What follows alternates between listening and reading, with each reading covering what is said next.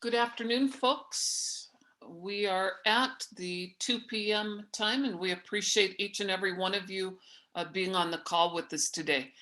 For those of you who do not know me, I am Cheryl Allen, working as the Deputy Superintendent at the Office of Public Instruction. We also have with us the Chief Financial Officer, Dave Williams, and the Senior Manager of Centralized Services, Jay Phillips. And you'll hear from Jay here in just a few minutes. We also, I believe, have Megan Peel with us from DPHHS. And Megan is going to take you through here for a few minutes on what's being looked at the rates that have been submitted to Medicaid related to CSCT. So Megan, thanks for being with us, and we'll turn time over to you, and then Jay will be right behind you. Okay, hi everyone. For anyone that doesn't know me, my name is Megan Peel. I'm the Children's Mental Health Bureau Chief. That I work in the Developmental Services Division within the Department of Public Health and Human Services. So the programmatic pieces of CSCT and the authorization by CMS run through my bureau. So I was hoping today to just talk to you a little bit about a few of the programmatic changes that we are proposing for CSCT. And then I can talk a little bit about the proposed rates that we're proposing. So first, in the programmatic changes, much of CSCT is going to remain the same. We are going to require a functional assessment tool, which is called the CASI.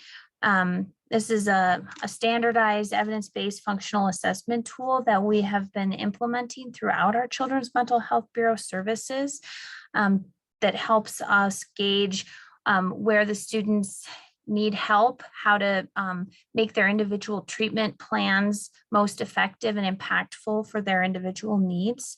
And then also help us identify when it's appropriate to discharge a child from mental health services.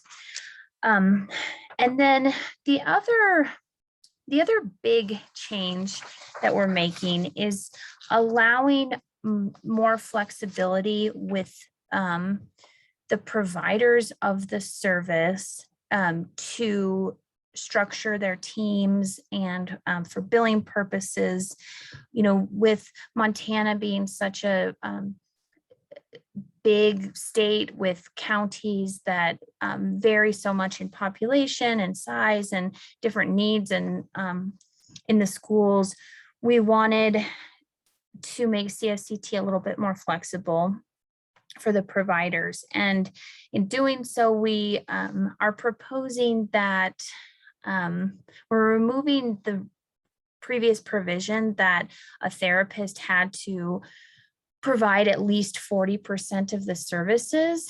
And instead, what we're doing is allowing a CSCT team to consist of between 1 and 3 people. One of them must be a therapist. And then the team can also have up to 2 behavioral aides. And then rather than having a 15-minute unit rate, we are proposing that we have a daily per diem rate. The way that we kind of looked into the daily per diem rate and developed that was that we looked at historical utilization of youth receiving CSCT over the past about 3 years.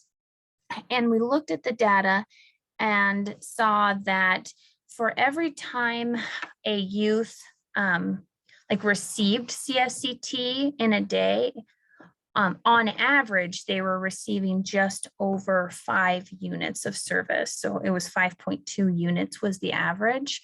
And that took into consideration, the different fluctuations within the summertime and, when sometimes kids are seen less often, but at longer intervals. So it took in all of those things. but on average it was 5.2 units, which is a little over an hour and 15 minutes. And what we did was we took our, usual and customary rate that we have had in our system, for years and years, that has fluctuated only a little bit based on, provider rate increases of 1 to 3%, but took that and multiplied those together to determine what an appropriate daily rate would be. There was also a very small inflationary adjustment of about 3% that we put in there as well.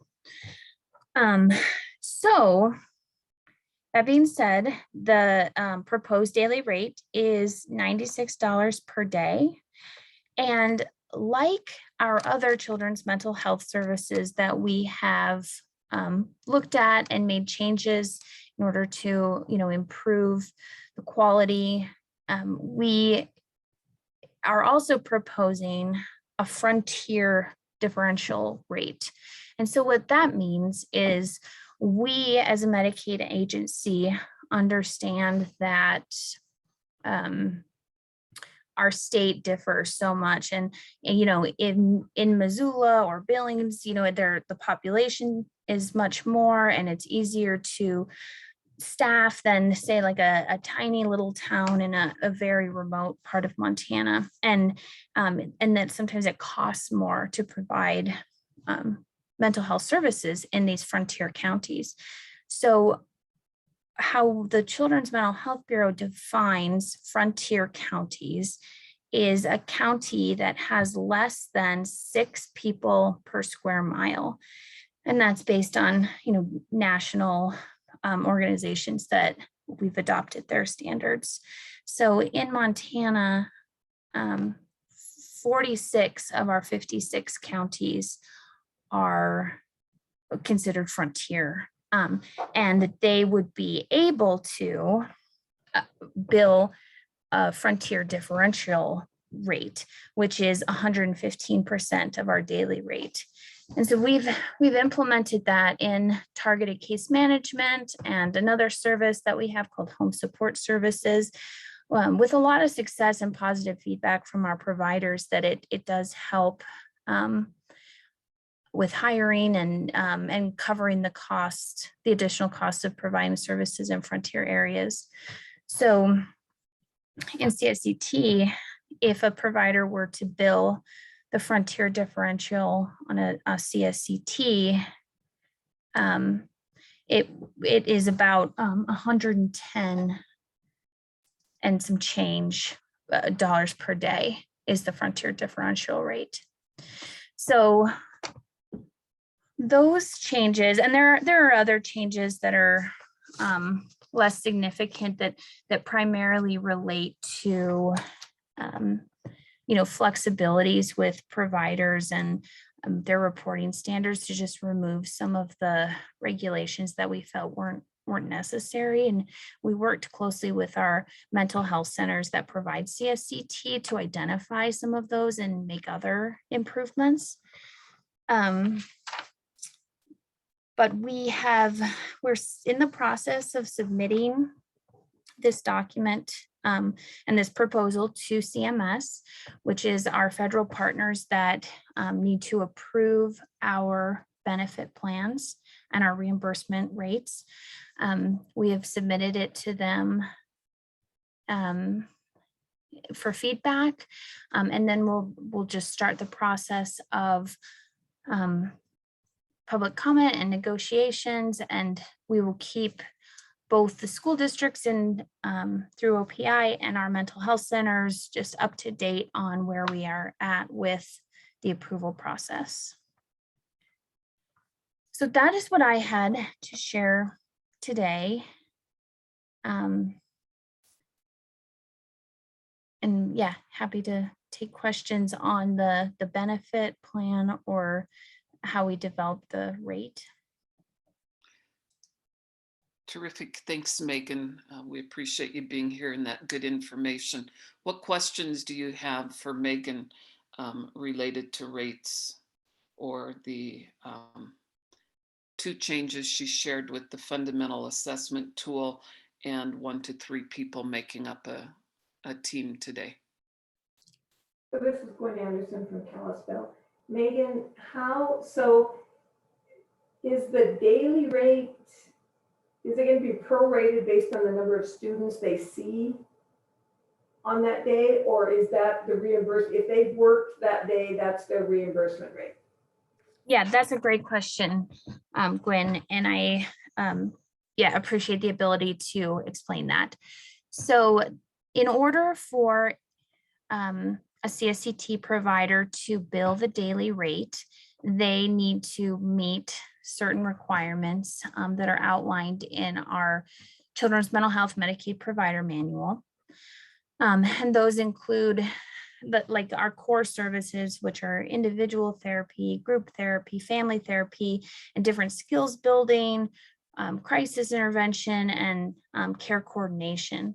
And so if a CSCT team sees a child for 30 minutes or more on a day with one of those core services, they are able to bill the daily rate for that child.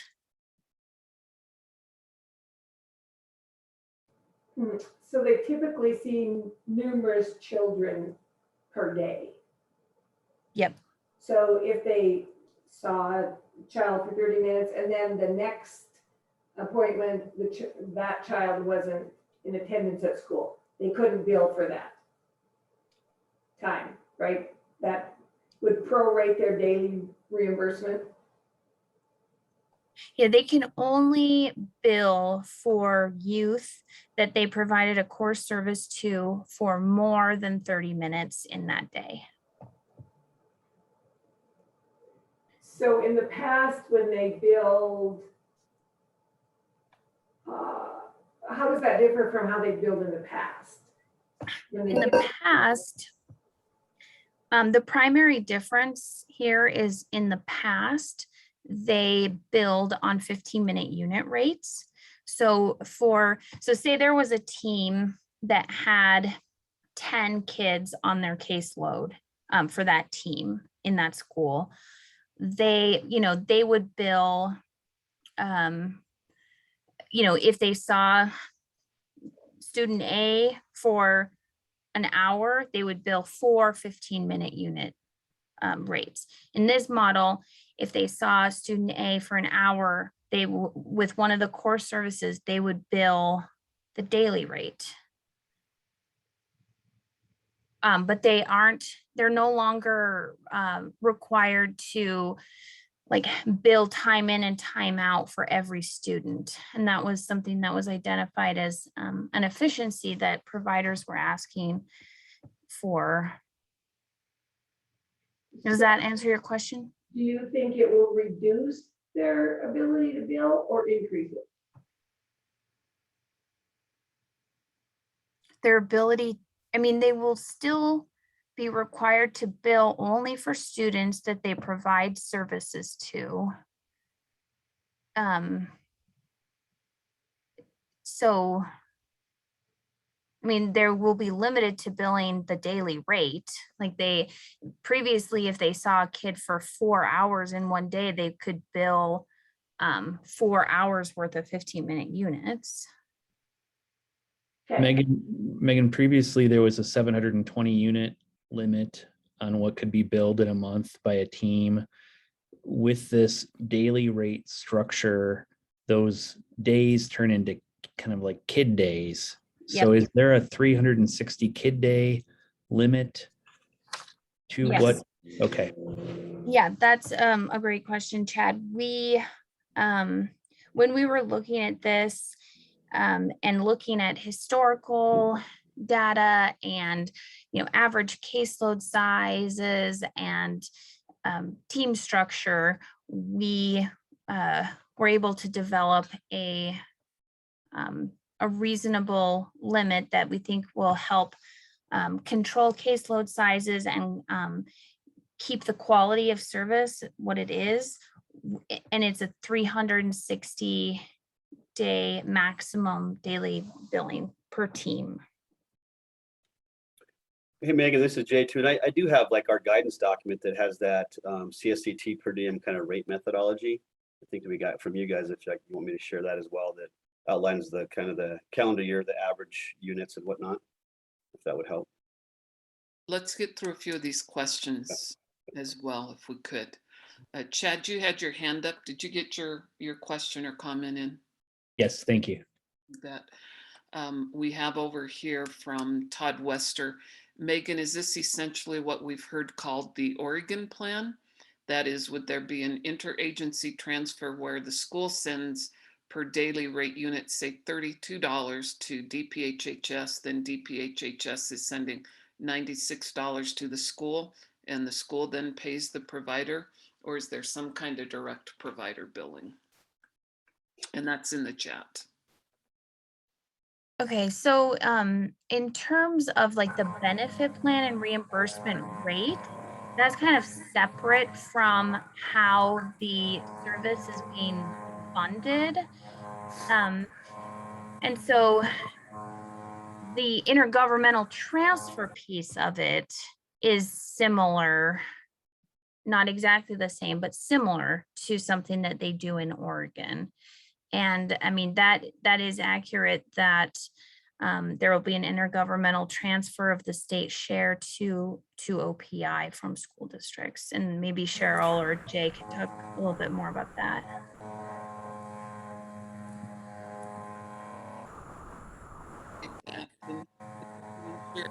On mute, that would be really helpful. We're getting some interesting back feed here right now.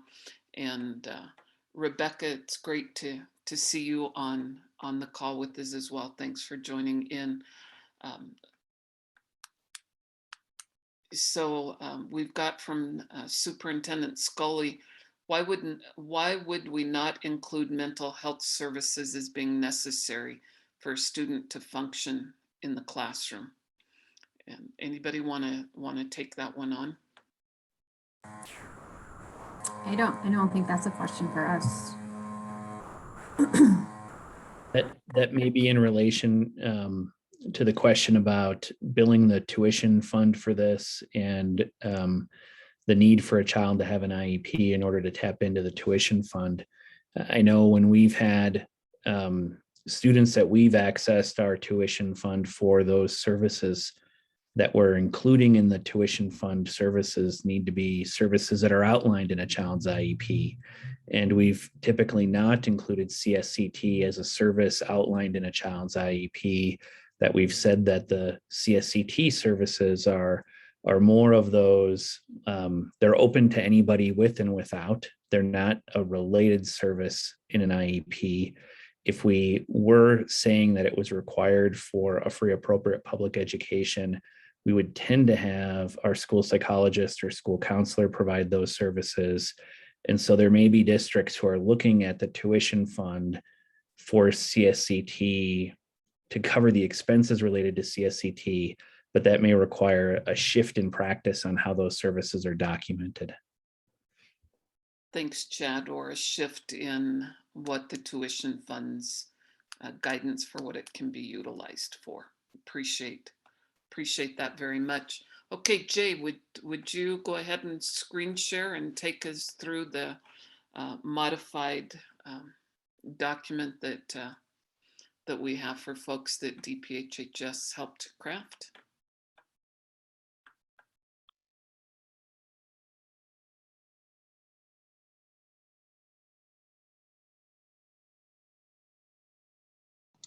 Jay, you're muted.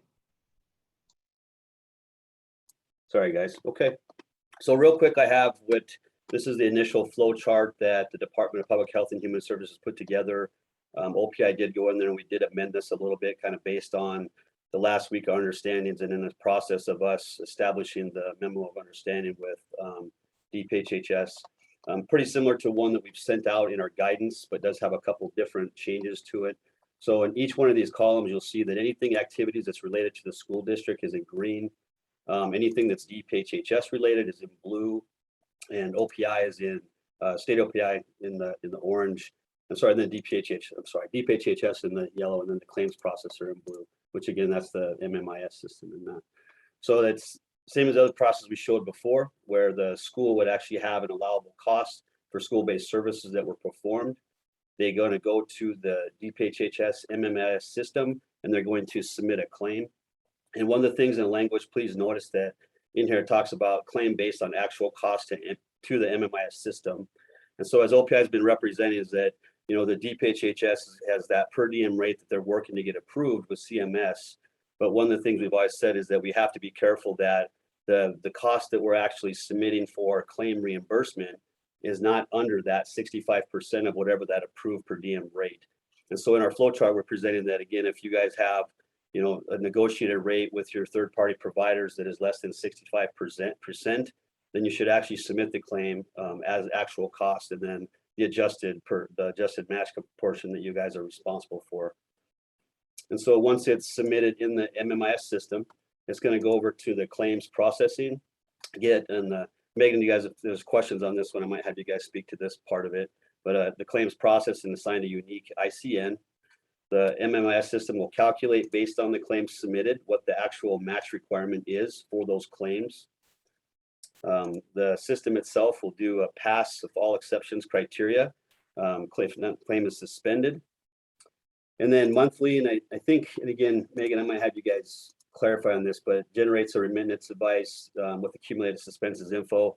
I think at one time it was discussed that claims were processed bi-weekly, and so that may be something that you guys could clarify. So once the remittance advice is created and it's given to the school, then the school provider will submit what we're going to call a match leverage form.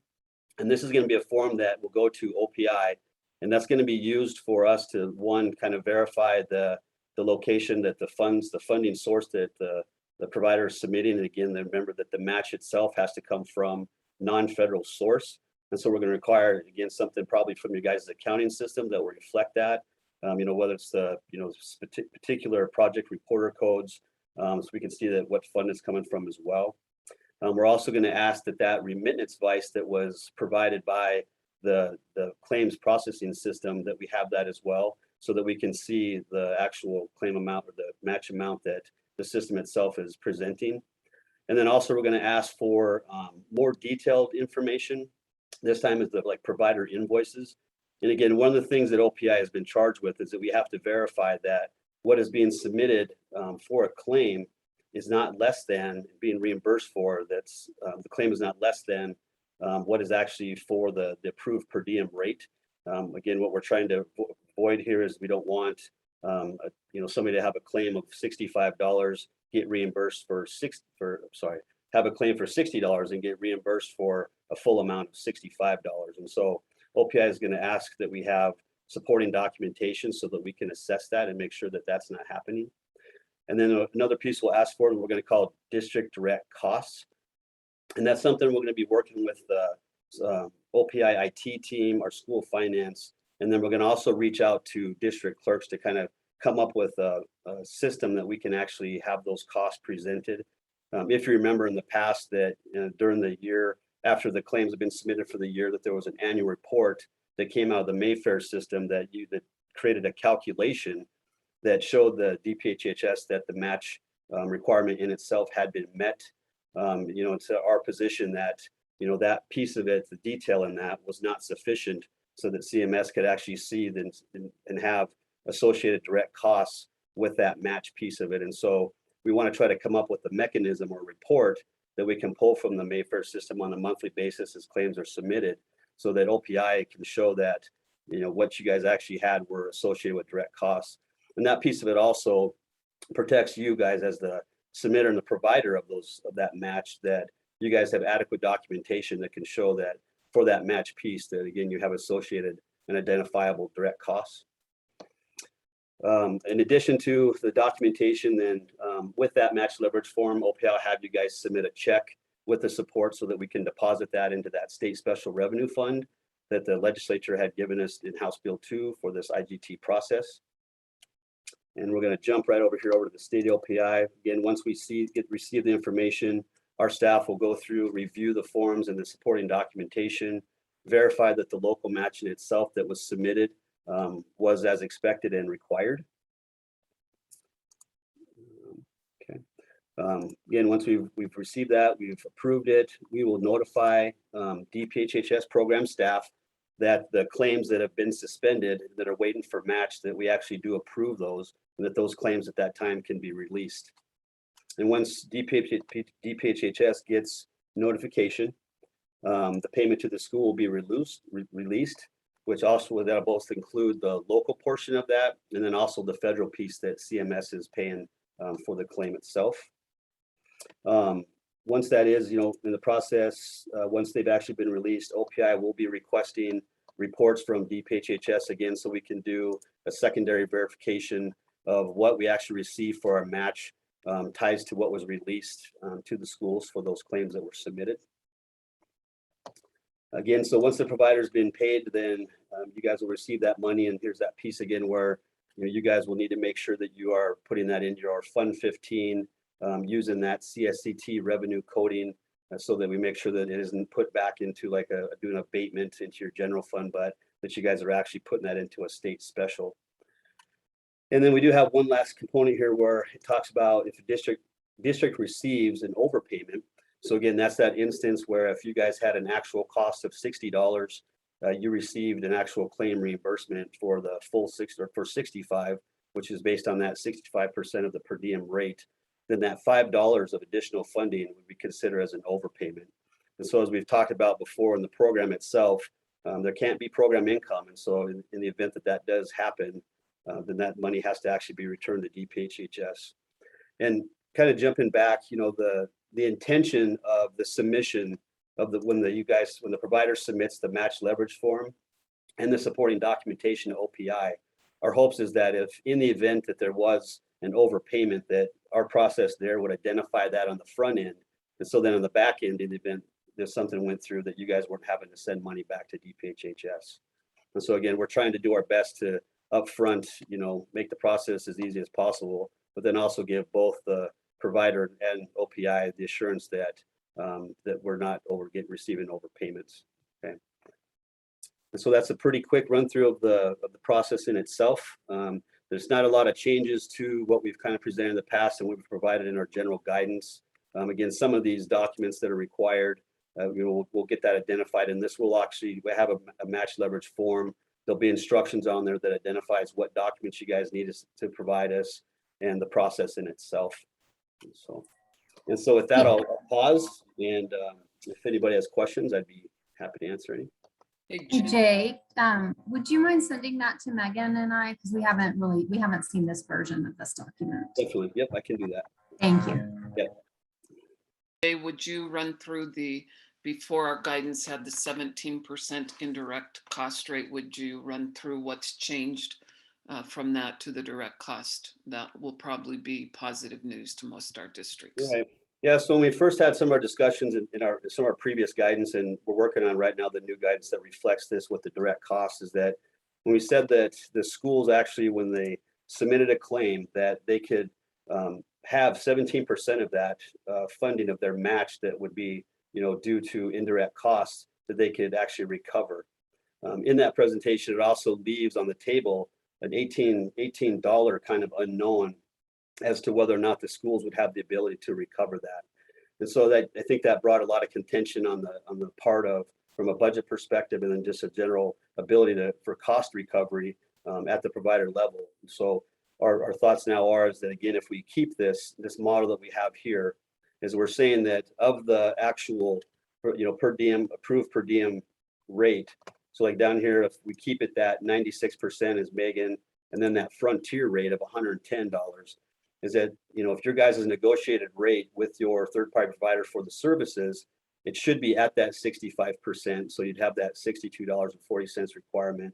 And then you'd have that 35% match, or a $33.60. And so what we're saying is that if in that direct cost, you guys have documented costs related to rent, utilities, custodial staff, certain things that you guys are going to already incur as part of providing services, or just even as your general operating, that we can identify, again, trying to hopefully through this reporting process as direct costs that are allowable, that can be used to meet that local match. And so in that certification process, then what that does is it gives us better assurance that that 35% that you guys are putting up, so to speak, that is actually allowable, and it's something that will meet the federal regulations. Jay, would you also talk about the indirect costs that they identify and how we're working right now? Yep. And so part of the process we talk about is we know that all schools, and we're trying to come up with, ways that we can, again, reduce the burden on you guys administratively. And so all schools, not all schools, but a majority of schools will have an approved indirect cost rate with the Office of Public Instruction. If anybody who's done that, that goes through Paul Taylor up in our school finance division. And so that rate that you guys have, it applies to activities within at the local level for your operational, personal services, and operating costs. We're trying to pull information out of the Mayfair system and the TFS, the submitted TFSs, and to see if we can identify if schools would have adequate expenses, direct expenses or IDCs that could be applied to that submission of the 35%. We're trying to basically do a comparative of, if we can identify the amount of those indirect costs, we'll call them direct costs, in relation to the amount of claims that were actually submitted and that match requirement in the previous years. Again, kind of an analytic to see if, our school is going to be in a position where they're going to have adequate identifiable direct costs or indirect costs that can be applied to that 35% match component.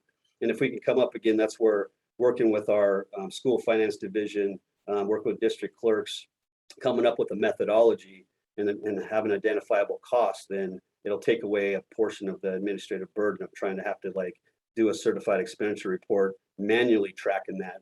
But we kind of are in essence kind of still doing a certified expenditure process, verification process, but without as much of the administrative burden.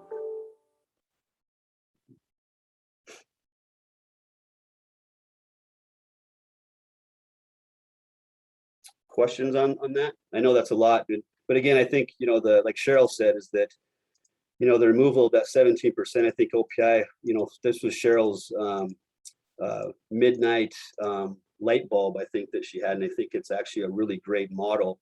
And I think it gives us, great opportunity, mitigates a lot of risks that, we have. CMS comes back and we have issues with any type of compliance. But again, it gives us an allowability or opportunity to identify individual costs associated with the program.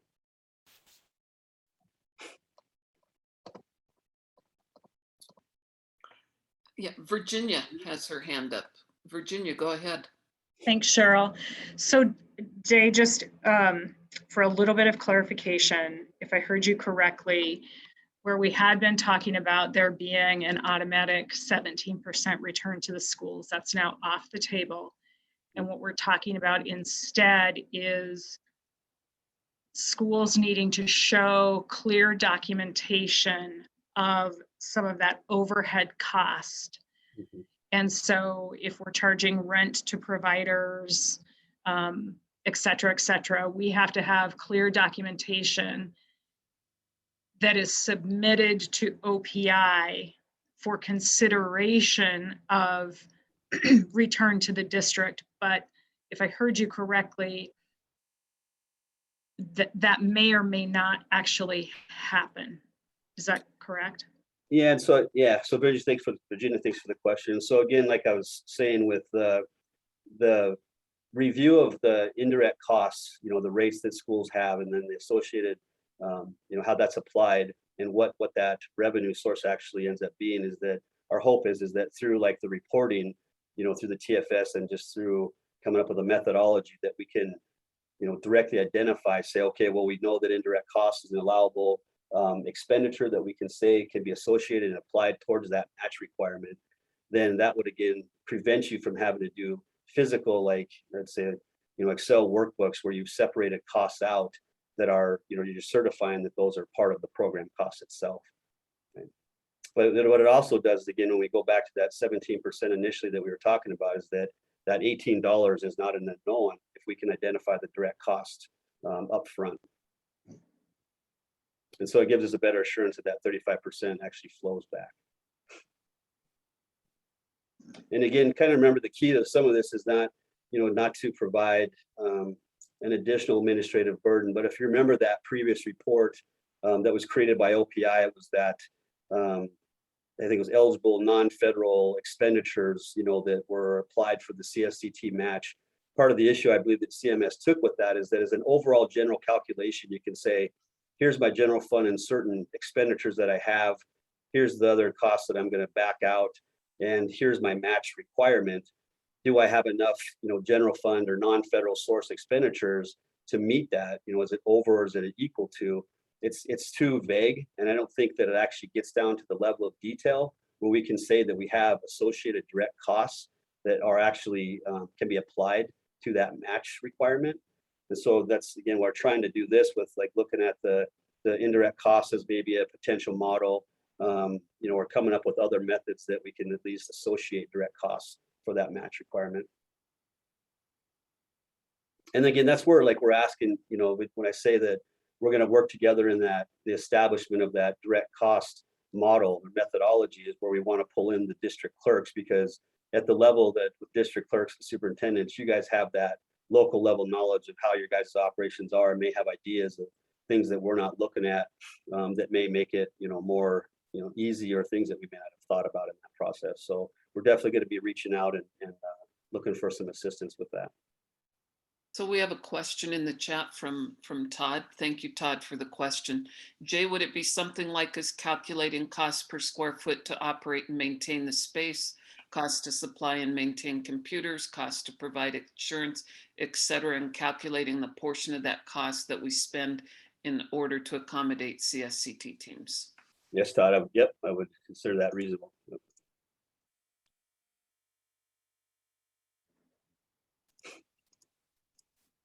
So I think it's important, this is Cheryl, to iterate.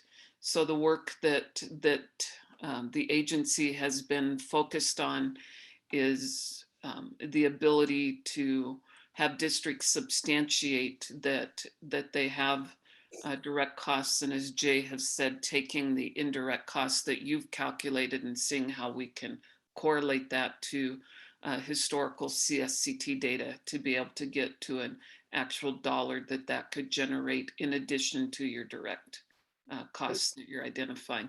The folks have asked, how do we get our money back, right? And so in answer to that question, to ensure you're not at audit risks, to ensure that we are engaged in ensuring that we don't add more and more burden to districts on what's there, and to be able to cut red tape. This has been our best thinking to date. And hopefully that's good news to each and every one of you. So the reimbursement, excuse me, Ms. Dan Laughlin, after we get reimbursed, does that have to go to Fund 15? Thanks, Dan, for the question. Yeah, so I mean, that's in our guidance that we've had, that it need to make sure that when it comes back, it does go to that miscellaneous revenue state special. In there, we've also provided like some of the actual revenue coding that you have. One thing that I think we've had is, Denise Williams over at Masbo and actual Mike Waterman had worked, and they had actually sent us a kind of a like a scale out of how they thought some of that accounting would be. And so again, which we looked at and thought was reasonable, and they had great questions and comments, and that, there's lots of different codings that they can use to show that the direct costs associated with it. And so I would imagine that would be something else that would be useful we could put out there in our guidance. But yeah, you're right, Dan, it needs to actually go into that Fund 15. And one of the key things again to remember is that as it goes into Fund 15, those funds cannot be then recycled to be used to meet future claims, that they actually have to be used for other costs outside of that match piece. Jay, this is Cal Ketchum, West High School in Kalispell. So the costs of the space, the computers, the phones, supplies, etc., that used to be in kind, is that going to have to be a monthly thing we do, since it's going to be sort of the same, or how's that work? Yeah, so Cal, yeah, you're absolutely right. And so again, the certification, when you submit the claims, whatever that remittance advice shows that you have a match requirement, we will need, as you submit that match leverage form, we'll need that documentation that shows, how that 35%, where that 35% is coming from. And again, our intention here and our hopes is that working with, again, our school finance and you guys is coming up with something that where you guys can go out there and hit a button and that's going to generate a report. You guys could present that as documentation that you guys have direct costs that you can identify for that 35%. And then you wouldn't have to do the actual, again, manual type tracking of those costs itself. So, and I know, again, it's, it seems a bit daunting when we start thinking, because really kind of what it does take the look of is kind of like that certified expenditure process. But, that's one of those pieces that, I think a lot of my understanding participants in the program kind of already do. And so our hopes is that, that can continue and that, we can work together to come up with a way to draw that data out and make it easy to submit for the claims each month.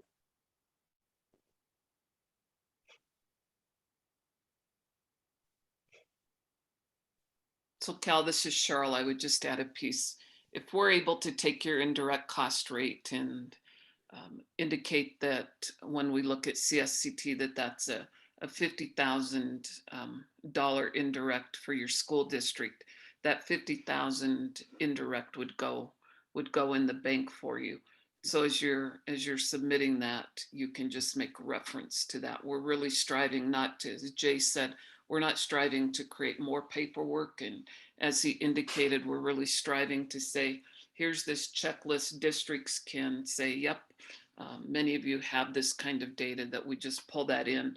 And then we're able to look at those actual dollar amounts, look at the claims and say, yep, you've got adequate resources there. Specific.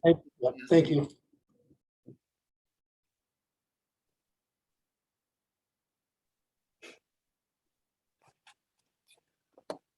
So any other questions? If not, we can move on, or if you guys just have general questions for DPHHS or OPI, we could kind of open it up if you guys don't have anything else on this specifically.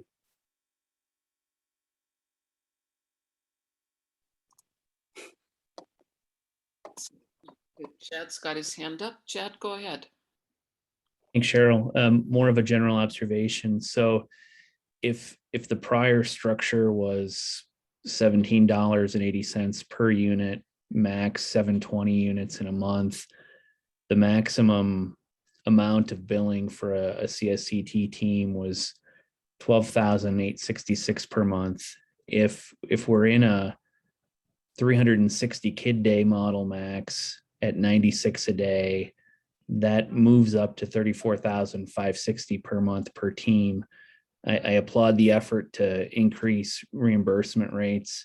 I think it's important for districts to understand that also increases if we're talking about a 35% match of a $12,000 a month potential liability, that now we're at a 35% match of a potential $34,000 per month liability. So there's some recalculations that districts will need to think about where the potential liabilities fall. Yeah. Do you mind if I add one thing to that, Cheryl? I would just like to just add that limit is based on if a CSCT team decided to use a 3-person team. That's how we created that. So we wouldn't expect that all schools would. And I do understand that that's the potential financial risk, but we wouldn't anticipate that all CSCT teams would get to that limit. And it is for up to 3-person team. And then I'll, defer to Cheryl for the rest of the question. Thanks, Megan, for that clarification. And thanks, Chad, for pointing out what that liability potentially looks like.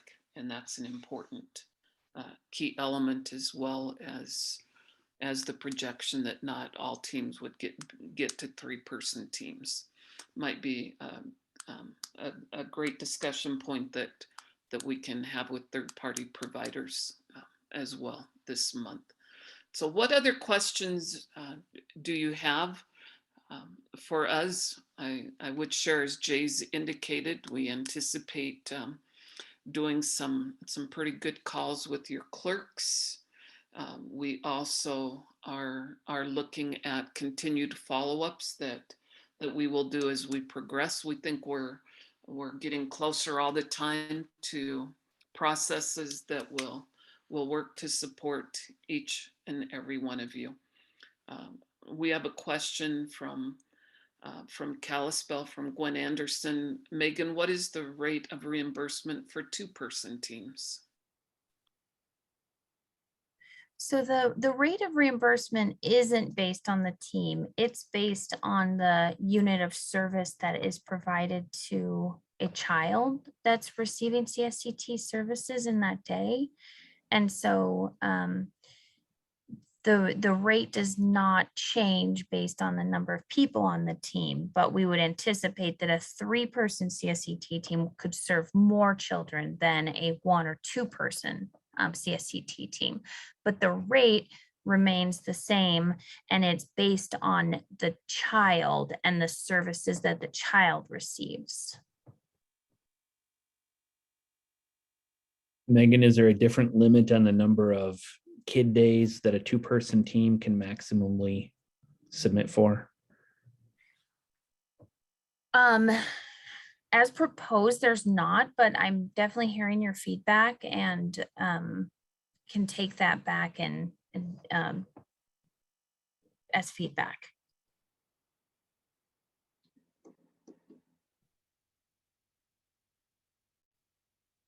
And then real quick, I guess, guys, I want to make one quick comment, and Megan, I might defer part of this comment to you.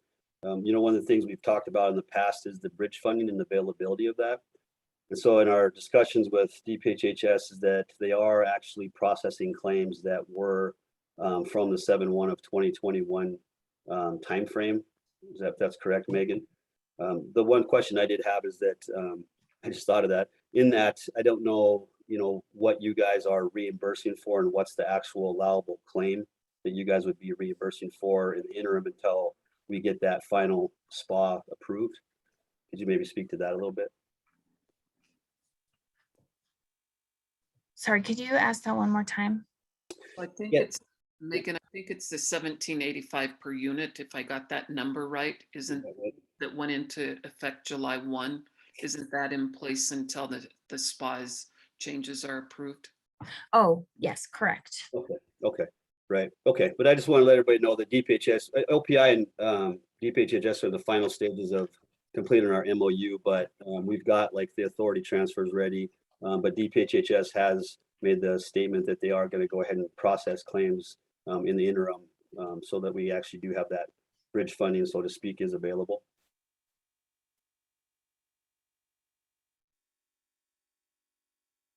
Thanks, Jay, for that clarification, and Megan, thanks for that clarification. And so if the bridge funding, so currently districts are not having to come up with match dollars. If the bridge funding were to expire before new rates were in play, and Megan or Rebecca, correct me if I'm wrong, the 1785 per unit rate is still what will be used for calculation. Is that fair? The 1785 per 15-minute unit is what we will be using until our new state plan and those things are approved. Thank you for those clarifications. Folks, we appreciate your time. We know that you are all in the throes of planning for the return of students and hard at work, and we appreciate you carving out time for these continued updates, and wish you all very wonderful rest of your week. Thanks so much. Bye, everybody.